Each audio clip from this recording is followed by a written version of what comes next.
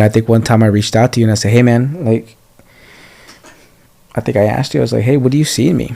And, or I can't remember the question. I think it was like, hey, why were we friends, or why were we like, or why would you hang out with me, or things like that, I think. And I remember what you told me, because you were a cocky son of a bitch, right? and in your typical tone, you said you were just like so cocky, so like confident, and so like, working at the gym, and doing all this. And believe it or not, Reyes, I never told you this, but that conversation, or that little sentence that you shared with me, man, like, actually gave me insight to this inner part of me that I knew was there, but I just never looked at it, or even knew how to see it, right? And you actually brought light to that.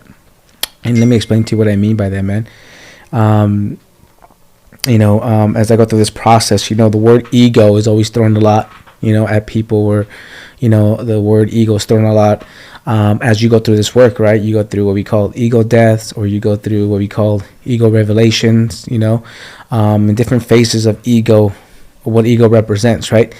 And in that moment, man, literally, I remember that night, you brought that to my attention.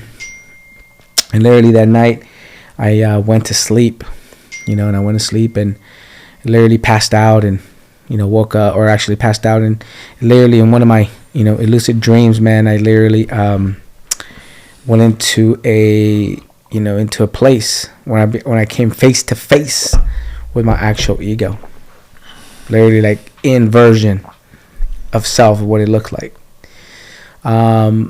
Obviously, you knew some of the people that I hung out with before. You and I have a mutual friend that he's one of your coaches now. Mm-hmm. And literally that was the space that I was in, right? The people that I hung out with, and in my mind, man, I was this, literally like I came face to face and I saw what my ego actually looked like in person. 6'2", Irish, tall, right? Right. Egoistic, cocky, loud, smelling good every day, tank top, ripped, big shoulders, tall, everything, and in this elusive dream, I remember sitting down, just at a table talking to friends, and this individual kept bothering me, like kept saying, hey man, we gotta go, hey yo, we gotta go. And it was just kept walking past, I was just having this conversation with friends in this dream, and he just kept walking in the background and just so like unstable, so like, uncomfortable in that space, like, hey, we got to go. And he kept coming to my ear, hey, we got to go. Until one point I got like, man, hey, I was like, dude, like, I stopped and I said, dude, chill. But as soon as I said chill, I looked straight in his eyes and I saw myself. And I realized at that moment that that's who I thought I was for so long. Mm-hmm. That's literally who I thought I was. That's how I walked. That's how I talked. That's how I represented myself in the gym industry, around everywhere. And, as I was doing this work, obviously I'm already married. I was already married at this moment. I already had my, my first daughter. So this is like literally like recent, like a couple of years ago.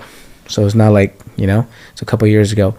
And in that moment, man, I realized, that nobody around me had an opportunity or had a chance to do anything around me, including my wife, and I remember like that day, we were going to fly out of Fresno, and, we were going to travel, and I had told her, hey, guys, I just want to let you know I had this dream, and I came face to face with my ego and who I thought I was for so long. But I just want to tell you something, and I told her, I was like, I want you to know that all those years, like, you try so hard, like, in my mind, like, who I was, you never had a chance. Mm-mm. You never had a chance with that person. Not with me, with that person in my mind, And when I shared that with her, she, obviously she cried. She expressed, how she felt. And obviously I had to explain to her, because obviously expression for us men is something so difficult, right? Mm-hmm. And I had to explain, to her exactly what I was feeling, and put it out to words, because sometimes what you envision or see or certain things, sometimes they just don't come out like they should, right? So I had to like clearly express myself correctly. But I just told her that person, that version of myself, always blocked her from me, like almost like not necessarily protecting me, almost like just guarding me from truly connecting with Maria. And in that moment I told her, it's like, hey, look, like I know that this hurts, but it's something that I need to share and say, because the true me, right, the true me, the me, the one that I know I am, loves you. And I'm so glad that you stuck around until this moment. So just thinking like that, man, like that conversation we had a couple years ago when you shared that with me, man, I was like, it was so big for me, because it literally brought light and guided me to to be coming face to face with who I thought I was for so long, and in that moment, like I said, I realized who I didn't want to be anymore.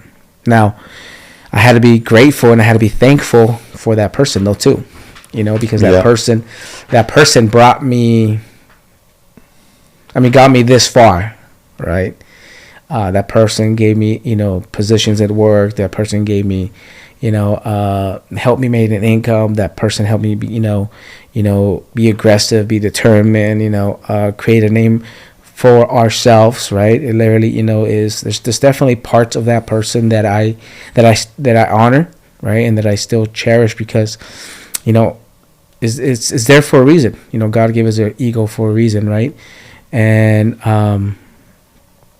it allowed me to, identify like the traits of this person that I wanted to continue using,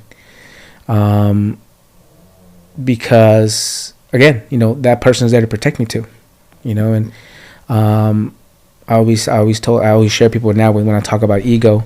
Ramon is now, I tell him, is like, look, there's certain parts of our ego that we should allow to play. Now, what gets us in trouble is that we allow it to control, and that person was in control for a very long time, until that moment.